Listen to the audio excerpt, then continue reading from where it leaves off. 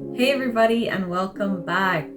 We are going into the BT9 meta, or we already are in the BT9 meta, and with decks like X Antibody and D Reaper, there's another deck I kind of wanted to explore to see if it was still viable. Now I've been playing a little bit because it is one of my all-time favorite decks, and that is Beelstar. We all missed her. I know you did too.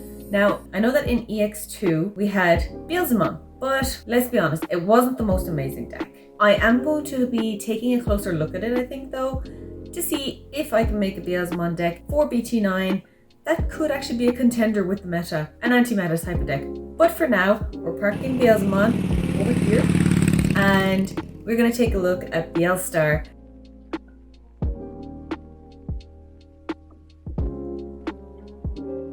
Because I think with these decks, with like the huge stacks that they're bringing up, you need your security to be super scary. Unless you're able to outpace them, then a lot of the time it can be really difficult to beat decks like Alphamon and Wargrey and Wergarurumon. All of them. I have played all of them. I've played against all of them. They are difficult to beat. We all know I'm an Eosmon player. Like, Eosmon owns my heart, which naturally means I am a Mother D Reaper player. I love the deck and I was delighted to see it topping events, and I know a lot of people are kind of like salty towards the deck, which is fair. It is kind of a degen deck and it is a villain deck. I mean, come on, we're not meant to like the villains, right? But that aside, it's just a super diverse meta and it's nice to see that so many different decks can be played. So that is another reason that I decided to take another look at Beelstar. I know it did top some events recently. I wonder, can it get to the top? I think if it was piloted by the right person, it totally could. So I'm throwing my hat in the ring. I'm showing you the deck that I have been using and that I've been testing against the meta decks, because even though I don't have all the cards currently, I just proxy them up and play them. There's no harm in like creating a few proxies and trying out the decks before you actually commit to buying the decks that you want. I do think it is a very smart move. Until we get an online client, which, come on Bandai, hurry up. So without further ado, let's get into the deck profile and let me know what you think. Make sure to go to topdecktcg.com and use code BULBA10 for 10% off your next purchase.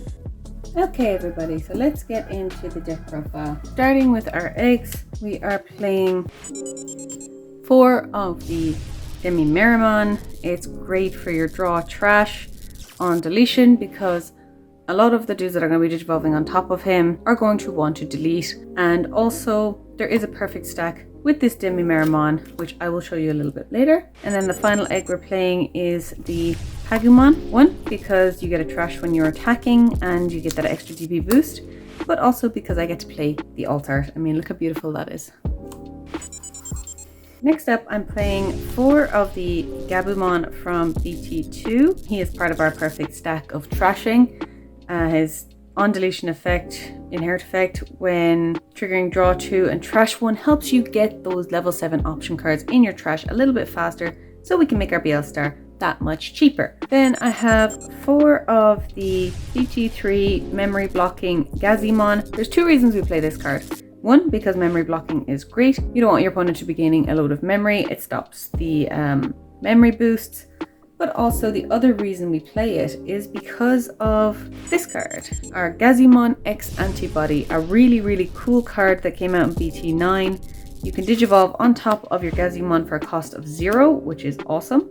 But also, when you're digivolving, you trash the top 3 cards of your deck, get stuff in your trash a little bit faster for your Beelstar, and gets you the draw when you digivolve on top of him. It's just a really cool card and a lovely addition to this deck. Then I'm playing 1 Psychmon. I'm only playing 1 because he does stop my Beelstar as well as stopping my opponent, but it's good against the D Reaper matchup. One thing to note is that the Psychmon doesn't affect Reaper himself, because there was an errata that came out recently that says when you trash 7 cards from Mother D Reaper's Digivolution sources, you set D Reaper's on play effect to 0, you don't reduce it.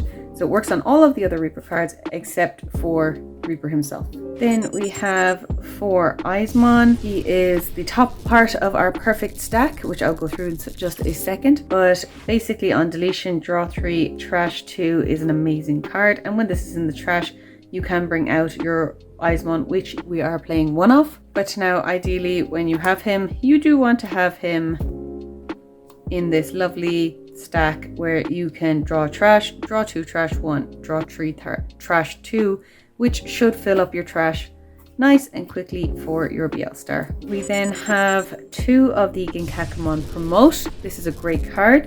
It digivolves for 1 on a level 4.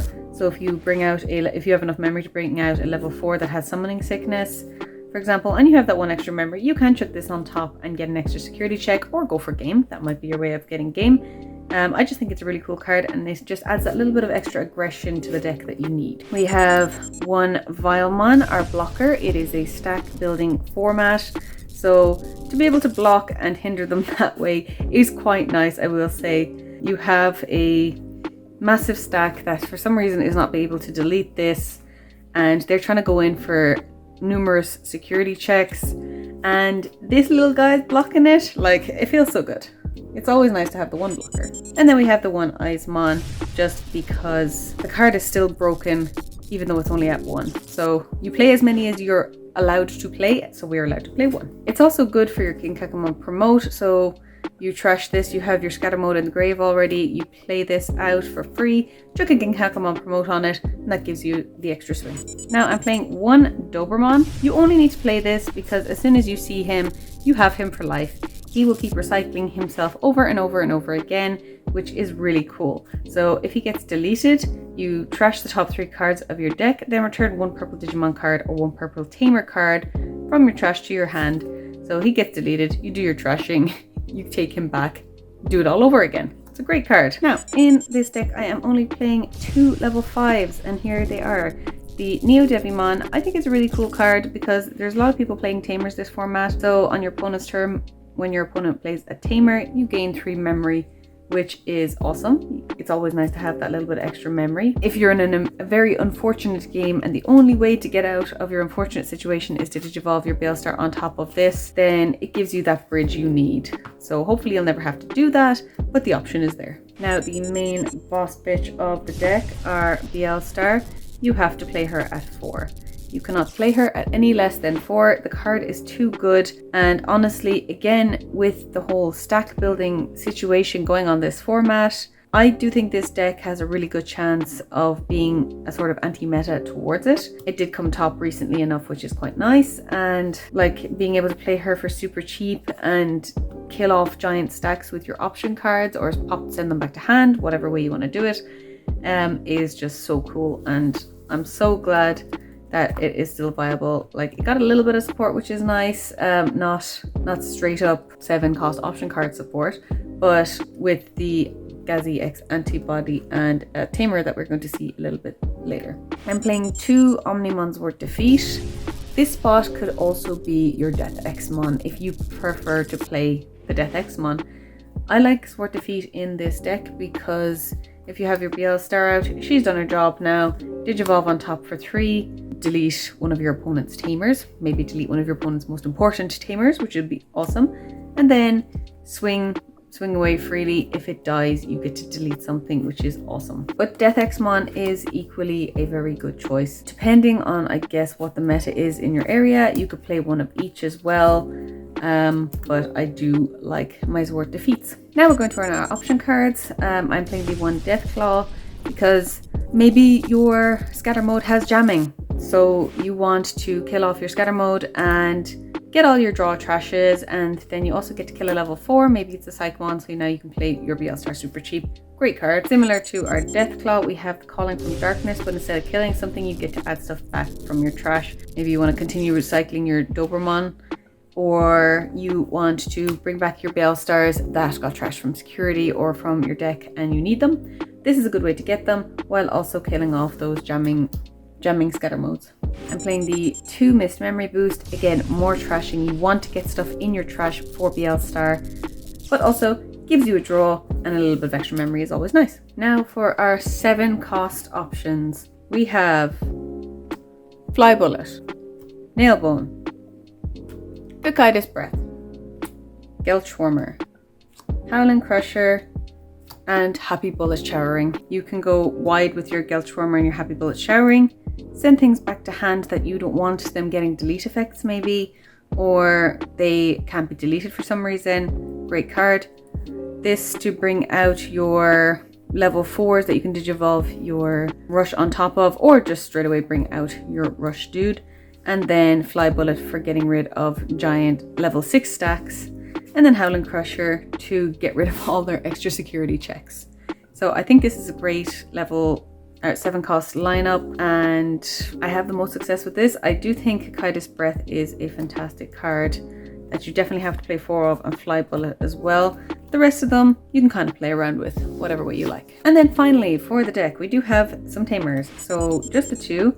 The Kyoshiro, or Darling if you're watching Ghost Game, is a memory fixer, which is really cool. But then also when you attack with a Digimon that's level 5 or higher and you have 7 or fewer cards in hand, you can suspend this tamer to draw a card. A little bit of extra draw power, which is nice, and a lot of the time you are attacking with stuff that is a level 5 or higher with your Beelstars, so it's just a nice card to have, and it makes your blue option card live. So this is our Beelstar deck. Let me know what you guys think, how you would change it. This is how I've been playing it, this format, and I really like this build. So here is the full deck. So everybody, that was my Beelstar deck. What do you think? Do you think it could top events? I mean, I'm gonna try with it anyway. I am always stuck between like the waifu decks and the degenerate deck. I have 3 choices of decks this format, and that is my Maste or Dinamon deck, my Beelstar deck, and my D-Reaper deck. But if there's any other decks that you want to see me build that people aren't covering, like maybe anti-meta decks or table games or budget decks, anything, let me know what you want to see, and I will do my best to research it, build it, test it, and then bring it to you so you don't have to do all the hard work. Thank you everybody. Be sure to like and subscribe, and I'll see you next time.